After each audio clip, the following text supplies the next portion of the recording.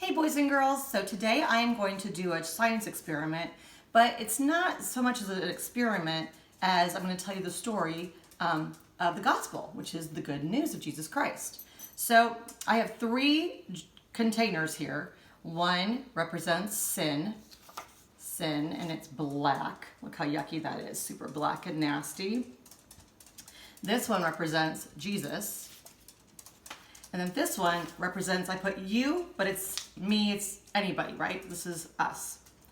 Now, when God created people, remember in the Garden of Eden, he created them perfect. And it says, God created them in his own image. So, just like God. So look, Jesus looks, right? We look like God, right? When he first created us. But Adam and Eve made the choice to eat the fruit, and that was the very first sin. And so ever since then, even as a little bitty baby, when you're born, there is sin. And then as I get older, I might decide to disobey my mom and dad. Or I decide that I'll obey mom and dad, but a really, really nasty attitude. Maybe I'll hit my sister or my brother.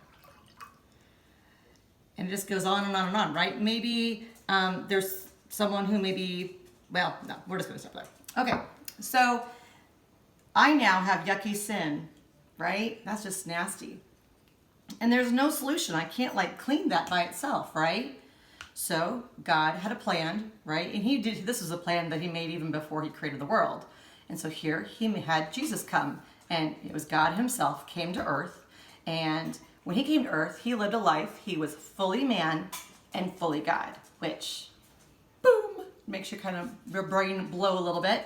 But he never sinned, not once. So even when he had, he did have brothers and sisters when he was a little kid. He was the firstborn of Mary, but then they had more kids. He had a brother named James. We know that, or half brother, I guess, would be James. So anyways, so here he is. Maybe his brothers were being really nasty to him and he hit them with something. Nope, he didn't. Maybe he talked back to his mom. Nope, he didn't. He never did anything. Even when he was being led to go die on the cross and people were spitting in his face and they were hitting him and being nasty and mean to him, even then he didn't even have a bad thought. No, not even one bad thought. Jesus didn't sin at all. So when he died on the cross, he was able to take our sin upon him. And he gave us, it was like a transaction. We gave him our sin. He gave us his righteousness. So this is going to represent him coming into me. So when I ask Jesus to be my savior and I say, I trust you. I trust that you died on the cross and there's nothing I can do. So remember, make sure, can you go to church a lot? If you go to church every week and never miss a week, even in quarantine, somehow you go to church. No, that doesn't save you. What if your mom and dad, what if they love Jesus? Will that save you? Nope. What if you're really, really good and the good things you do outweigh the bad things you've ever done? Nope, you're still a sinner. The only thing that can take our sin away is Jesus. That's it. And we didn't do anything for that. So my salvation, I brought nothing except for my sin. That's all I brought to the table for my salvation. So Jesus, when I ask him to forgive me, he's going to come in and he is going to give me his righteousness and he is going to make me totally clean. Look at that. Totally clean. So when God looks at me, what does he see? Does he see my yucky sin? Nope. He sees Jesus. So let's just say now I've become a believer and I love Jesus and I'm trying really hard to obey, but I still make mistakes, boys and girls. Miss Elizabeth, I still sin every day. But remember, just like Peter had a bath. Remember how Jesus washed his feet and said, if you had a bath, you'll just have to have your feet washed. So the same thing goes for me. If I love Jesus and I've asked him for forgiveness, he's forgiven me. And even, sin cannot stick to me anymore. When God looks at me, he doesn't see my sin. He just sees Jesus. Hold on. So does that mean, should I go ahead and just keep on sinning and doing whatever and just say, okay, God, I'm sorry. I trust in Jesus. No. Paul said, no, by no means. By no means. Because once I trust in Jesus and I love him, I want to obey him because I'm so thankful that he got this yucky sin out of me, right?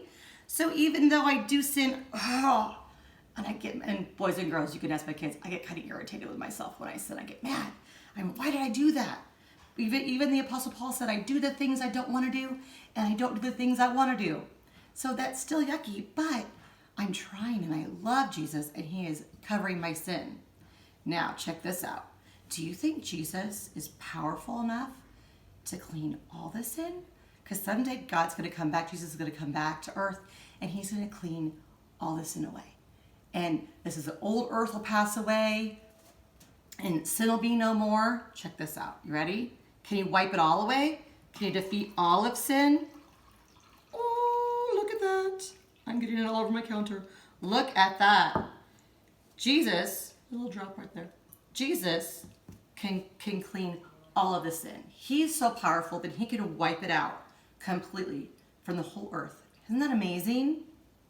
So that, boys and girls, was my science experiment, and I'll take some of the fun out of it for you. I used, my sin was this iodine. It's kind of expensive actually to get it at CVS. It's like $10 for the bottle, but it stains a lot, so be careful if you got some at home. Don't use it anywhere you don't want it to go on. And then my Jesus, he was bleach, and bleach cleans all the iodine, and quite frankly, I don't know all the scientist cool stuff behind that, but that's how I made my fun experiment. So that was the gospel message of my experiment, and I hope you're having a great day. I miss you guys. Bye-bye.